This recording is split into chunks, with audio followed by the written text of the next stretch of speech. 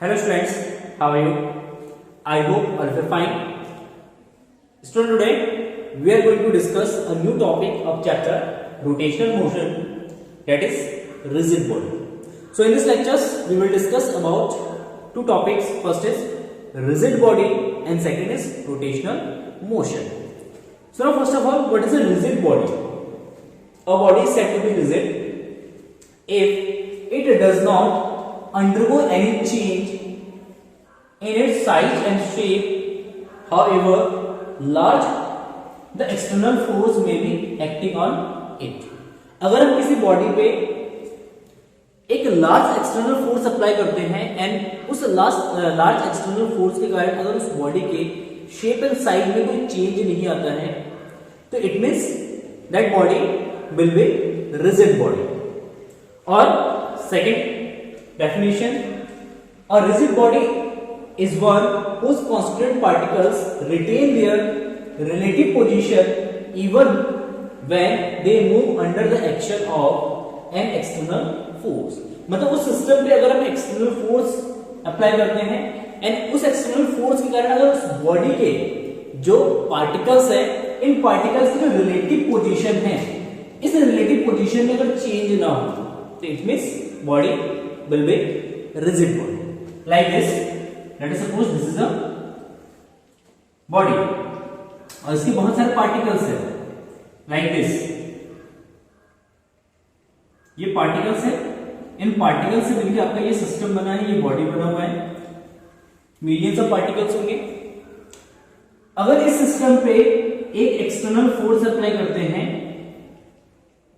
In a different direction, अगर इस system के शेप एंड साइज में चेंज ना हो, शेप एंड साइज सेम रहे तो उस केस में आपका बॉडी रिजिड बॉडी हो सकता है. या जब इसमें हम एक एक्सटर्नल फोर्स अप्लाई करेंगे तो इन केस में अगर इन पार्टिकल्स की जो रिलेटिव पोजीशन है मतलब इसकी रिस्पेक्ट में पोजीशन है, इसकी रिस्पेक्ट में पोजीशन है, इस पार्टिकल की इस पार्टिकल के रिस्पेक्ट में जो पोजीशन है, अगर इन पार्टिकल्स की रिलेटिव पोजीशन में कोई चेंज ना हो मतलब पार्टिकल्स एंड पार्टिकल के बीच की जो डिस्टेंस है वो डिस्टेंस चेंज नहीं होना चाहिए. अगर डिस्टेंस चेंज नहीं हो रहा है तो जो आपका बॉडी होगा, सिस्टम होगा, दैट इज रिजिड बॉडी. अगर उन पार्टिकल्स के बीच की जो डिस्टेंसेस हैं इन डिस्टेंसेस में अगर चेंज होता है, अगर वो चेंज होता है तो इट मींस बॉडी आपका रिजिड नहीं होगा. Simple for examples rigid body कौन कौन से हैं तो इन नेचर्स अगर हम देखते हैं तो परफेक्टली 100% कोई भी रिजिड बॉडी नहीं होता, फिर भी हम बात प्रैक्टिकली कुछ बॉडी को as a rigid body consider कर सकते हैं. जस्ट एज स्टोन या ball of metal, just as iron, steel, मतलब जो मेटेलिक जो ऑब्जेक्ट्स होते हैं, मेटेलिक ऑब्जेक्ट जो सॉलिड ऑब्जेक्ट होंगे, ठीक ना, तो ये इसको हम एज ए कंसीडर कर सकते हैं, रिजिड बॉडी हम कंसीडर कर सकते हैं. ठीक है, जैसे कि स्टोन पे अगर हम फोर्स अप्लाई करेंगे तो उस फोर्स के कारण उस स्टोन के पार्टिकल या उस स्टोन के अंदर जो पार्टिकल्स है उन पार्टिकल्स के रिलेटिव पोजीशन में कोई चेंज नहीं होगा. या जब स्टोन पे हम फोर्स अप्लाई करते हैं तो उस एक्सटर्नल फोर्स के कारण उस स्टोन के शेप एंड साइज में कोई इफेक्ट नहीं पड़ेगा. तो it means stone is a rigid body. ठीक है, जैसे आपका कंक्रीट वॉल है, ये कंक्रीट वॉल पे भी आप कितना भी फोर्स अप्लाई कर ले, ठीक है ना, बहुत लार्ज अमाउंट में अगर फोर्स अप्लाई करेंगे तो उस केस में भी इस वॉल के शेप एंड साइज में कोई चेंज नहीं होता कंक्रीट के वॉल्स में. तो इसीलिए जो कंक्रीट का वॉल होता है वो भी आपका एक रिजिड बॉडी हो सकता है. यह मेटल का स्फीयर है, यह मेटल की कोई ऑब्जेक्ट है, ठीक है, सॉलिड ऑब्जेक्ट है, इसके पास बहुत ज्यादा वॉल्यूम है, उस पर जितना भी फोर्स अप्लाई कर ले तो उसके शेप एंड साइज में कोई इफेक्ट नहीं पड़ेगा, ना उसका शेप चेंज होगा ना उसका साइज चेंज होगा. It means that's bodies are called as a rigid body. ठीक है, तो अगर रिजिड बॉडी के अंदर ट्रैवल करता है, रिजिड बॉडी को मूव करते हैं, लेट अस सपोज एक पार्टिकल है, सॉरी एक बॉडी है, इस बॉडी के दो पार्टिकल्स हैं, ये 4 पार्टिकल्स ले लिया, इस बॉडी पे एक फोर्स अप्लाई करते हैं इस डायरेक्शन में, ये पार्टिकल्स जो ये बॉडी है, ये बॉडी जो है इस फोर्स के डायरेक्शन के करेगा, मूव करेगा and let us suppose after T times बाद ये बॉडी जो है आपका इस पोजीशन में पहुंच गया. ये इसका आपका इस पोजीशन पे पहुंचा।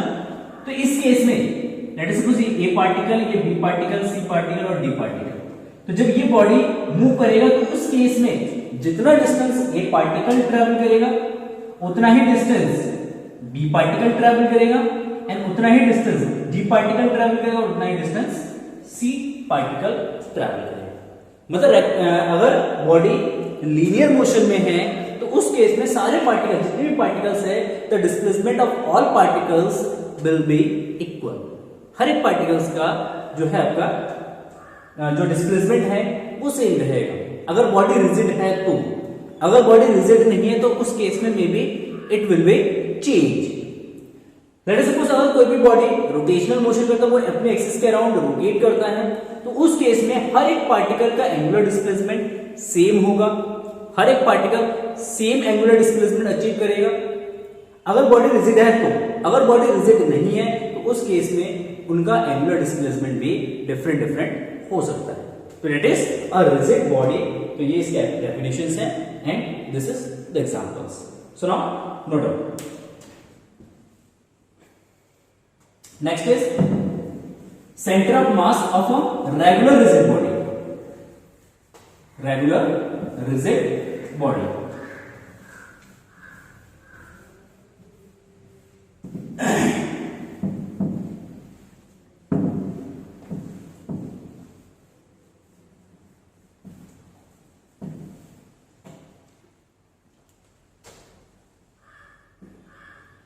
Centre of mass of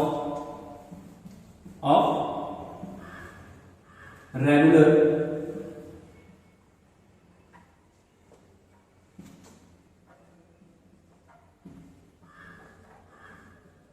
body,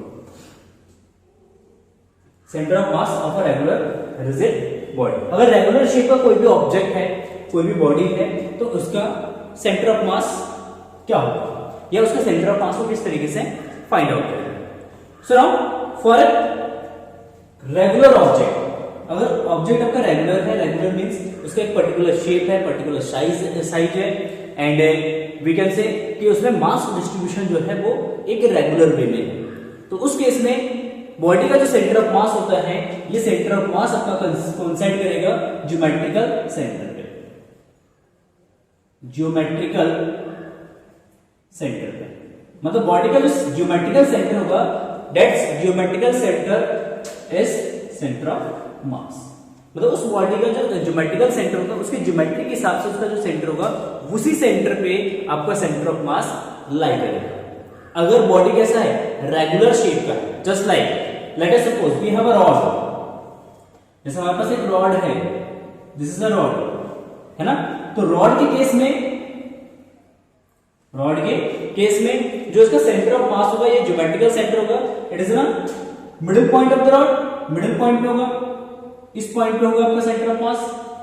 तो this is centre of mass, it is the mid point of the rod first. Second, let us suppose if we have a disc, अगर हमारे पास एक डिस्क है, इट इज अ डिस्क, तो इस disc का जो सेंटर है, late us suppose this is the centre, ये इसका सेंटर है, तो ये जो सेंटर है it is a geometrical centre, geometry के हिसाब से इसका सेंटर ये है। तो इस सेंटर को ही हम बोलेंगे इसका centre of mass. Let us suppose we have a ring, अगर हमारे पास एक रिंग है, सेम 2D में सेम बनता है, ये आपका रिंग है।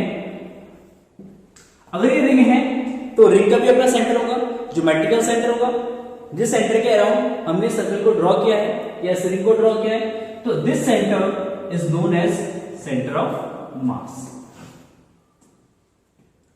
ठीक है, clear. Now let us suppose we have a sphere, हमारे पास क्या है, एक स्फीयर है,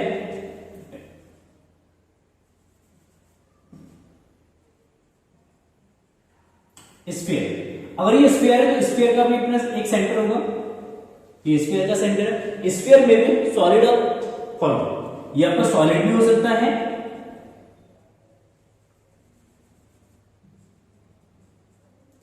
सॉलिड और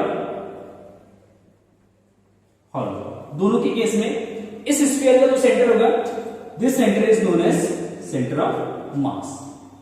ठीक है, next let us suppose we have a cylinder. हमारे पास एक सिलेंडर है,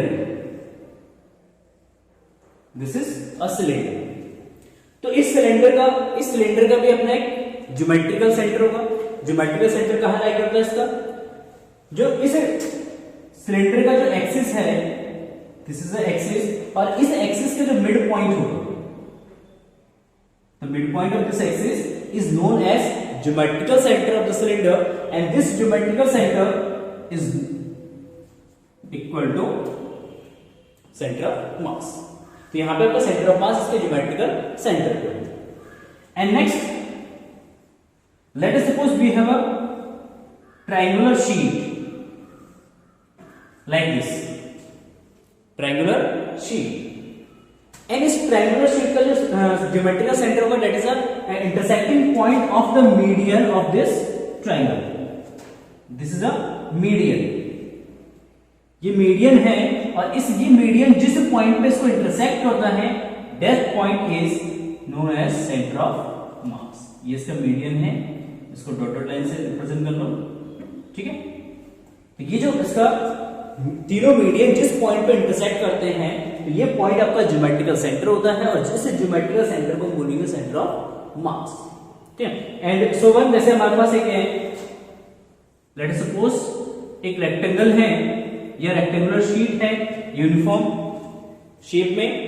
तो इस केस में इन दोनों का जो डायगोनल्स है, ये डायगोनल्स जिस पॉइंट पे इंटरसेक्ट करेंगे, this point is known as geometrical centre, and that is centre of mass. ये आपका सेंटर ऑफ मास हो जाएगा। तो इस तरीके से रेगुलर जो रिजिड बॉडीज होते हैं, रेगुलर जो बॉडीज होते हैं, उन रेगुलर बॉडीज का हम centre of mass find out कर सकते हैं। तो इन सभी बॉडीज का जो सेंटर ऑफ मास होता है, बेसिकली उसके ज्योमेट्रिकल सेंटर पे लाई करता है। उस सिस्टम का जो या उस बॉडी का जो ज्योमेट्रिकल सेंटर होता है, that's geometrical centre is equal to centre of mass. अगर आपके पास एक राइट सर्कुलर कोन है, right circular cone, this is a right circular cone and height of this cone is h, then center of mass of this cone will be lie at a h by 4 height, क्योंकि यहाँ पे देखिए mass distribution नीचे ज्यादा है, ऊपर कम है, तो इसलिए सेंटर ऑफ मास हमेशा ग्रेटर मास की तरफ शिफ्ट होता है। यहाँ पे ये सेंटर पे ना होके, इसके मिड पॉइंट पे ना होके क्या थोड़ा सा नीचे शिफ्ट हो जाएगा। जब थोड़ा सा नीचे शिफ्ट होगा तो उसका सेंटर ऑफ मास जो है वो h by 4 हाइट पे होगा बेस से। ठीक है, तो यहां पे इस तरीके से सर्कुलर हमारा राइट ट्रायंगुलर जो डिस्क आपका कोन है, उस कोन का सेंटर ऑफ मास हम इस तरीके से कैलकुलेट कर सकते हैं। क्लियर? सुनो, नो डाउट।